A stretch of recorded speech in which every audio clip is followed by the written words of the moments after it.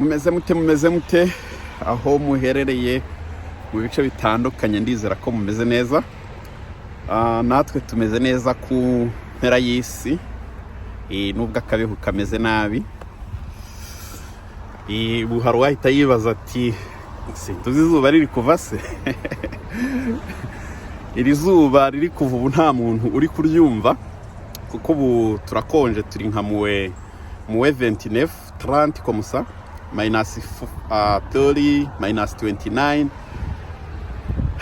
harakonje bikabije, ariko umuntu aba yifurebye nta kibazo, siba gutinda hanze umwanya munini gusa. Ndizera rero ko mumeze neza. Uyu munsi mbazaniye amakuru meza umuntu wese ashobora kugerageza, cyane cyane ku bantu bajya batekereza ku bintu by'akazi, gushakira akazi muri Canada. Bazaniye amakuru mushobora gukoresha kandi akaba yabagirira umumaro. Gusa birabasaba ibintu bitari byinshi, nizera ko umuntu wese azashobora. Ndaje rero mbabwire uko bimeze.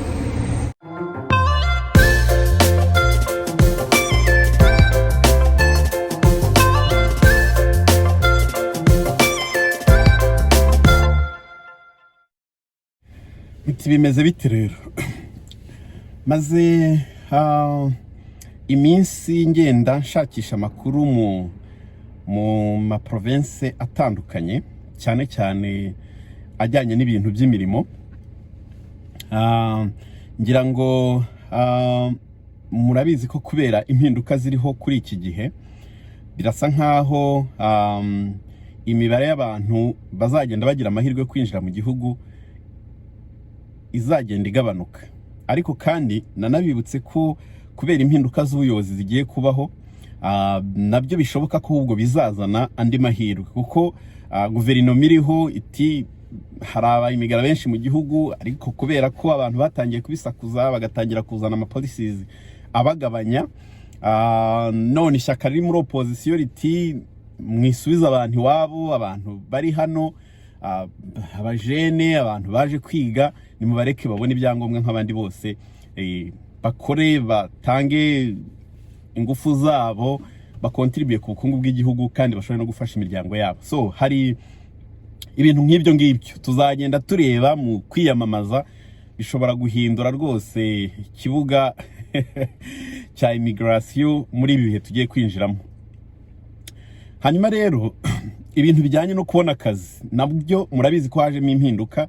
Leta yagiye ihindura ibintu byinshi cyane. Icya mbere yakuyeho ibintu byo kuvuga ngo urashaka umukozi ukuye mu mahanga kandi ugiye kumuhemba amafaranga makeya, kuko leta ivuga ko abakoresha cyangwa company zitanga akazi zihitiragamo kujya guharinga abanyamahanga kubera ko zishobora kubaha makeya ugereranyije nayo zatanga ku muntu uri mu gihugu. Bityo rero bigatuma bavuga ngo ntibatanga akazi ku banyagihugu, bagahitamo kujya kuzana abanyamahanga bazahemba makeya. Leta yabasabye kongera amafaranga, bakabanza bakareba nimba bazabura abakozi koko, hanyuma ubwo bababura niho bazajya babona kujya mu mahanga. Ariko ibyo mbibutse ko buriya ntabwo bikuraho ko haba hari companies zikomeza gukenera abantu, hari n'abashobora guhitamo rwose kuba bafata abantu b'abanyamahanga bakabahemba nayo mafaranga. Ibyo birakomeza. Ndagira ngo yenda mbabwire ko muri iyi minsi n'ubundi hagiye haboneka abantu bagenda babona ama work permit, kandi izi mpinduka zaratangiye gushyirwa mu bikorwa. Haba hakiri iyo window y'amahirwe yuko abantu bakomeza kuba bagira amahirwe yo kubona utuzi. Nagiye mbabwira uburyo butandukanye ushobora gushakamo akazi, waba urimo wishakishiriza nko kuri Job Bank. Ariko amakuru ahari muri iyi minsi avuga ko Job Bank ubu ngubu abakoresha bashyiraho utuza kenshi baba bafite abantu bazaduha, ahubwo barimo bishakira proof yo kugira ngo bazereke leta ko utuzi batwamamaje hirya no hino, hakaba nta muntu uri mu gihugu wigeze uba interested. Bityo bakaprovinga Labor Market Impact Assessment kugira ngo ushobore kwemererwa guharinga umunyamahanga. Nibyo bavuzeho, nibyo abantu bagenda bavugaho, bivuga ko mu by'ukuri muri ibi bihe kwa applyinga kuri Job Bank kugira ngo uzapfe kuba selected bisa nkaho bitoroshye. Hanyuma rero mu bintu nagiye ntekereza, nibaza yuko nimba ntari wrong, gukoresha recruiters ari byo bitanga amahirwe menshi cyane kuruta kwishakashakiriza nkuko twarimo tubivuga. Aba recruiters rero bakora bati kugira ngo muri iki gihugu ushakire umuntu akazi ugomba kuba ufite license itangwa na government ya province uherereyemo. Ushobora kuba uri umukonsilita ufite license yo kuba umukonsilita, ariko ugashaka niyo special license yo gufasha abantu gushaka akazi. Ni license igoranye kuyikipinga, umuntu ashobora kuyibona rimwe ubundi akayibura, kubera ko leta ivuga ko bashobora kuyabusinga. Donc umuntu akaba yayikoresha mu buryo bwo kumakinga more money, agaca abantu amafaranga kugira ngo bafashe gushaka akazi. Kandi mu itegeko ry'umurimo hano ntabwo wemerewe guca umuntu amafaranga ngo urimo uramushakira akazi, ibyo ntabwo byemewe. Bityo rero usanga abantu bari wiringi yo gukora ibyo bintu ari bakeya. N'ababikora, amakuru nagiye mbona nuko nabonye benshi bizanira bene wabo. Ndavuga nabonye nk'Abahinde, Abahinde barabikora cyane ari benshi. Nabonye abantu bo muri Philippines bizanira abantu biwabo benshi, kubera ko bafiteyo isoko rinini cyane. Nk'ibihugu igihugu cya Philippines gifite abantu benshi, gifite abantu benshi bize, bari educated, kandi bagira hano bakagira rwose uruhare runini mu iterambere ry'igihugu. Bityo rero iyo umuntu afite iyo license usanga arimo yirebera iwabo gusa, kubyo ushobora kujyayo kanakwima n'amakuru. Nagiye mbibona, narazengurutse, bamwe bancaga amafaranga ngo bankorere consultance, ariko ngira ngo mbaze amakuru menye uko bimeze, amakuru bakayanyima. Abahinde bizanira bene wabo gusa. Ntabwo nibaza ko byoroshye ko Umuhinde ashobora kugufasha kugira ngo azagufashe kubona akazi, kuko akenshi usanga babazana bahabwa akazi na company za bene wabo ziba ziri mu gihugu, mu maresitora, mu mahoteli, ahantu hatandukanye bagiye bafite amakampani, mu bwubatsi, mu bintu bya IT, ibintu byinshi cyane. So bakizanira bene wabo. Rero nuko kuntu bimeze. Ikindi nabashije kubona nuko n'ufite iyo license, iyo yemeye kugufasha, bivuze yuko kuko nta yindi nyungu azabona kugira ngo gushakira akazi, bivuze yuko ugomba guhita wemera kumubera umukiriya, akazagufasha no gushaka work permit, ukaza ukagira hano yenda ugakora bitewe na province. Aho ukora amezi 6 ugahita utangira process yo gusaba permanent residence, hakabaho ukora umwaka. Province zifite amabwiriza atandukanye, so bityo nibura akazabona akazakorera amafaranga biturutse kuri izo service zindi azaguha, ariko bitarimo byo gushaka akazi. Hanyuma rero nahisemo kubaha urutonde rw'aba recruiters cyangwa se rw'aba consultant bafite na license yo gushakira abantu akazi. Donc abanyamahanga bashaka akazi muri Canada, izi company zikaba zibafasha gushaka akazi. Iyi liste nabazaniye ni liste yo mu ntara ya Saskatchewan. Bibutse ko intara ya Saskatchewan ni intara nini, ni intara ifite ibikorwa byinshi, uretse ko izwi cyane ku bintu by'ubuhinzi, iri imbere cyane rwose, ariko ifite n'ibindi bikorwa byinshi by'iterambere, kandi nayo iri muri province zihora zikeneye abakozi. Iyi liste nayikuye kuri government, no kuvuga ko abantu bariho bavuga yuko bemerewe gushakira abantu akazi. Donc bemerewe gufasha company zikeneye abakozi, bakazishakira abakozi baturutse mu mahanga, bakaba baza bagakora. Biragusaba iki rero? Ntabwo nashoboye, ntabwo byanyohera kugenda mpamagara hose ngo mbaze, kubera ko ubushize narabikoze. Nabonye liste y'abantu bivugwa ko bafite license yo gushakira akazi abanyamahanga mu ntara ya Manitoba. Nagiye mpamagara hani nka booking amarandevu, bakanca n'amafaranga, nkageraho ngasanga bakambwira ko batabikora, kuko umukonsulta kugira ngo aguha amakuru ntabwo byoroshye. Niyo yakumva ko ikintu urimo ushaka ntacyo akora, ariko still arakubwira ngo booking appointment, hanyuma uzaze tuanze tuvugane. So hamwe rero ngasanga ntibatanga izo service, cyangwa se bakanyima ayo makuru ku bushake. Ndabizi nk'Abahinde banyimye amakuru ku bushake, narabibonye rwose ko bahitaga banibaza ngo ubundi ngo ninde wakubwiye ko dukora ibyo bintu gutyo, kandi nkabona bene wabo bari kwinjira buri kanya. So icyo rero ugomba gukora ni ugufata iyi liste ugahera ku murongo. Haba hariho ama website y'izo company, cyangwa se hakaba hariho ama email yabo, cyangwa se hakaba hariho n'amatelefone yabo. Ikintu ugomba kubanza gukora ni ukujya kuri website yabo, ukabanza ukareba procedure, ukareba nimba hari icyo bavuga ibijyanye no gushakira abantu akazi. Abenshi hari usanga bafata utuzi turi available bakuye mu makampani akeneye abakozi, bakadupostinga ku ma website yabo, ukaba wakapplyinga uturutse hariya, bazabona skills zawe zimacinga, bakaba bagukontakita. Abandi bakaba batabishyiraho bisaba ko yenda bashobora kugukora consultation bakumva profile yawe bakaba babona kugufasha. Kugira ngo rero ubimenye uzabandikira, donc abadafite website bashyizeho utuzi abanyamahanga bashobora kwa applyinga, ni ukubandikira ukoresheje email baba bashyize, ukabandikira ni ukubabaza nimba bafasha abantu gushaka akazi. Hanyuma byaba byiza ukoze ka introduction gatoya, kababwira uriwe, skills zawe, ibintu barizwamo, experience ufite, akantu k'akanoti, ukababaza nimba bafasha abantu gushaka akazi. Hanyuma bashobora kukubwira nimba babikora. Hari n'ushobora guhitamo guhamagara, kuko hari igihe murabyumva abantu bashaka akazi ni benshi, ntabwo ntekereza ko bashobora gusubiza umuntu wese wanditse, numva bidashoboka. Natwe hano niko bigenda, iyo uri mushaka akazi ntabwo ahantu hose utanze resume yawe rwose ntabwo ariko hose basubiza, ahasubiza haba ari hakeya, kubera ko abantu baba ari benshi. Murabyumva, umuntu wabaye preselected akenshi niwe bahamagara cyangwa se bakamwandikira. Hanyuma rero mukagerageza, uhisemo guhamagara, sinzi nimba hakibaho za pake zo guhamagara mu mahanga, ushobora kuyikoresha no ukinvestingamo some money, nawe ukagerageza ukabahamagara, ukabaza nimba bafasha abantu b'abanyamahanga gushaka akazi. Bashobora kukubaza naho uri, mukaba mwahera aho ngaho. Ibyo rero biragusaba ko ufite resume yawe ikoze neza rwose. Nakunze kuvuga ko rwose ari ikintu cy'ingenzi umuntu akwiye kwitaho, ugakora resume, kuko kuri Google biriho, ushobora kujyaho ukayibona, ukabona ma standard resume ya Canada muri profession yawe. Nimba uri umunasi ushobora kujyaho ukazibona, ukabona uko zikoze, hanyuma ukazikorera. Ntimukoreshe ziriya resume bagenda bakubaza utuntu kuri Google nyine hakoreshejwe ibintu bya artificial intelligence. Iriya ntabwo iba ari resume yemewe, ni resume ugomba kwikorera. Ahubwo wafata amagambo arimo, nimba ubona huye n'ibyo ukora, ukaba wayashyira nyine muri Microsoft Word aho urimo ukorera akaresume kawe, ukagakora neza, ukakiyandikira. Ntukorere kuri Google kuriya bimeze ngo hanyuma uzane resume imeze kuriya, ntabwo iriya iba ari professional kabisa. Ubwo rero mubyite, ukaba ufite akaresume kawe kameze neza bye, hanyuma mukagerageza amahirwe. Liste rero nagerageje kureba niba ashobora kuyipostinga kuri YouTube, ntabwo bikunda, ahubwo ndayipostinga kuri groupe ya Telegram. Ndashyiraho link ya Telegram hano, umuntu wese wumva ari interested ashobora gutanga igihe cye, umwanya we, byaba na ngombwa n'amafaranga ye mu gukontagitinga izi agence, akumva nimba zikora ibyo bintu, akaba ariho anyura kuri groupe. Donc nukubanza ukajoininga groupe, hanyuma liste ukazajya uyibonaho kuri groupe.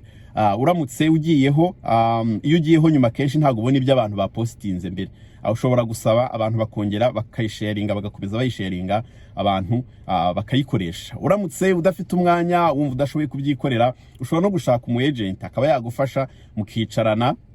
Ndabizi n'ubundi hari igihe muhitamo kwishyura ama service atandukanye, mukicarana mukagenda mukontagitinga izo company.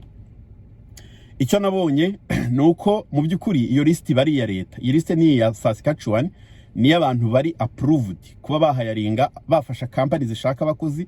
Aba bantu bakaba bafasha kubona n'umukozi uturutse mu mahanga. Ikindi izi company ziba zaradepoje ibihumbi 20 cyangwa 25 by'idolari nka insurance, kugira ngo nihagira umukiriya ubihomberamo bitewe na service mbi bamuhaye, leta izamura funding. Ni ibintu biba biri serious, ntabwo ari ibintu byoroshye. Bakora ama investigation, bashobora kukubaza nimba umuntu hari amafaranga runaka specifically yagusabye ashingiye kukugushakira akazi. Ibyo barabikurikirana. So ntekereza rero bamwe bahitamo kubyihorera, cyane cyane iyo batakuzi, bakabahitamo guha akazi bene wabo, bashobora kuganira bakumvikana, bakabwira ibintu uko bimeze. Ni byiza rero kunyuramo, ni liste nini cyane, na abantu benshi, mukagenda mu contacting. Ikindi ntabwo nzi nimba muzi kubona amazina y'abahinde nk'ukuntu abameze, kuryo ushobora gusoma izina ukamenya nimba ari umuhinde. Rwose ntabwo ari ugucama abantu ibice, ariko ubonye ari agence y'abahinde we kwirirwa uba contacta, kuko ntabwo nizira ko ari cyo bazagufasha. Nababwira ko hano banyimye amakuru, kandi mbizi neza ko kuko umuntu wampaye amakuru ni umukonsulta mugenzi wabo, yatumye booking appointment, muhana amafaranga yanjye, arambwira ati rero ntabwo mfite license yo gushaka akazi ko guha abanyamahanga, ariko nza abantu babikora. Arabandangira, ngezeyo barambwira ati wapi, ninde wakubwiye ko ibyo bintu tubikora? So ubwo rero abahinde nahise mbishyiramo, hanyuma nzi ko bifashiriza bene wabo, yafasha undi muntu uturuka mu bindi bihugu rwose yaba ari 1%. mukirebera abandi bantu. Abazungu n'abantu bakunda kuba ari honnête rwose, ubonye umuzungu aragufasha akubwiye ko ibintu bishoboka abazakora ibishoboka. Mu ntara ya Manitoba murabizi ko nababoneye umukonsilita, namubonye binyuze muri izo nzira zo kugenda mpamagara, kuko nayo narabonye liste yo muri Manitoba abantu b'abakonsilita bafite na license yo guharinga, nuko naguye kuri iyo company ifasha abantu gushaka akazi. Nicyo kintu akora, gufasha gushaka akazi, yamara kukakubonera akagufasha gushaka work permit, ukazaza ukagera hano. Amakuru ajyanye n'ibiciro aguca mu kugufasha muri process yose ubimenya ari uko wakoze consultation nawe. Ibya mbere yabikorera ubuntu nukuze information zawe kuri website yiwe online, hanyuma bazabona hari ushobora guqualifyinga bakakubwira, mukabukinga appointment yo ugomba kwishyura ya consultation, mukaganira birambuye, ukabaza ibibazo byose wifuza kubaza. Uwo numwe nabaye confident yo gusharinga nkamuha abantu, kubera ko ahandi nasanze rwose ntazi nta cyizere, kuko umuntu nyine ubona atakwakiriye neza, ataguhaye amakuru meza, ntabwo ntekereza ko ashobora no guha abantu service nziza. Nuko bimeze. Ubwo rero Saskatchewan utuzi tuba turiyo, ni liste nini y'abantu mushobora kugerageza bishoboka byose, hanyuma ariko mukirinda nanone kwiruka cyane, kuko nabonye hari nk'igihe ushobora gusanga umuntu yinjiye mu bintu nta na resume nziza ikoze neza afite, nibura yerekana skills zize, kubera ko narababwiye ko resume hano niyo umukoresha arebera akavuga ati vraiment uyu muntu reka tumuhamagare kuri interview. Ubwo rero idakoze neza rwose hari igihe ihita ikurwa mu zindi, ukaba ushobora gutakaza amahirwe kandi ufite skills zishobora gukoreshwa. Ngayo nguko nuko kuntu bimeze rero. Izo process murazumva uko muri bigenze. Umwaka 2025 ushobora kubera umwaka wawe kugira amahirwe yo kubona ukuntu ushobora kubona akazi, ukimukira muri Canada ukaza nawe ugashaka kuri ari amafaranga tuvuga. Hanyuma ikindi njya ntekereza, iyo urebye ukuntu izindi community zikomeye hano, ibihugu bininvestingamo, usanga nk'ibyo bihugu byo muri za Philippines, ureba Abahinde n'amareta yinvestingamo kugira ngo abantu babo baze guhahira muri iki gihugu, kubera ko nimba igihugu gifite abaturage benshi cyane cyane bize, bamwe badafite akazi, ntabwo yaba ari bad idea ko abantu bashobora kwibonera akazi mu bindi bihugu bakagenda bagakora, kuko nzi neza yuko bigira umusaruro no ku gihugu. Ejo bundi narumvise ko Nduhungirehe Minisitiri ngira ngo ubanye n'amahanga yatangaje yuko umwaka ushize Abanyarwanda baba hanze y'igihugu bohereje amafaranga agera kuri miliyoni 500 y'amadolari y'abanyamerika mu gihugu, mu buryo yida gufasha imiryango yabo, abaza gushora y'ama business, abakora ibikorwa bitandukanye. Murumva ko ni ibintu bigira umumaro cyane. Hari igihe manicara nkavuga nti nk'ubu wa mugani nk'igihugu cyacu kwize nko kuri iyi dossier ko bazi kudiringa bakadiringa n'aya mareta y'ibi bihugu. Ubona u Rwanda nubwo tugenda tumenyekana, ariko ntabwo turamenyekana nk'ahantu ibi bihugu byateye imbere bishobora gukura abakozi, kandi natwe dufite abantu bize bashobora kuza bakiyadabuta byihuse. Dufite abantu bize bashobora kuza bakaba training gatoya rwose bakajya ku isoko ry'umurimo hano bigakunda. Ntekereza nimba makuru ajya agera rwose ku bayobozi bacu n'abandi bantu babishinzwe bakurikiranira hafi ibintu by'imbuga nkoranyambaga, rwose muri ibi bihugu rwose hashobora kuba ahantu abaturage b'igihugu bashobora gushakira amaronko rwose, kandi bikagirira umumaro igihugu. Abantu bakaba bakora amadiru vraiment, kavuga ati waje ni wacu kareba ko hari abakozi, kuko hano usanga nka province irahaguruka ikagenda ikajya Dubai, irahaguruka ikajya Nigeria, irahaguruka ikajya muri za Cote d'Ivoire, ijyanywe no gushakayo abakozi. Hakagenda abantu bahayaringa bagakora ama interview in person, abantu bakaba babona akazi bakazaza bagakora. Why not iwacu ibyo byo bitahagera? Ngo bamenye ko no mu Rwanda dufite abantu bashobora rwose kuza bagakora bagatanga umusaruro, kandi nabo bakiteza imbere bagateza imbere n'igihugu cyabo. Ni ibintu nk'ibyo ngibyo mba ntekerezaho rimwe na rimwe, ibyo dutekereza hari igihe yenda bitaba bisobanutse cyane cyangwa biri mu murongo w'ibyihutirwa mu gihugu, ariko nuko mba mitekereza nkurikije uko mbona ibindi bihugu bibigenza, kandi ubona bigirira abaturage babyo umumaro. Ngayo nguko rero mugerageze. Ngiye kwinjira mu bihe bitoroshye, umwanya utaboneka neza, ariko nzajya ngerageza ugize ikibazo ashobora kubaza, ariko akenshi biba byiza iyo unyuze kuri Telegram group kuko niho byoroha kugira ngo abantu bandi bariho bashobore kuba bagusubiza mu gihe naba ntarabona akanya. Ndumva rero ari ibyo nayo makuru mbafitiye, mugerageze nimukomeze mugubwe neza kandi muhirwe mu byo mukora. Komeza kubifuriza ubuzima buzira umuze hamwe n'imiryango yanyu. Turi kumwe uko bishoboka naho utaha. Ciao ciao.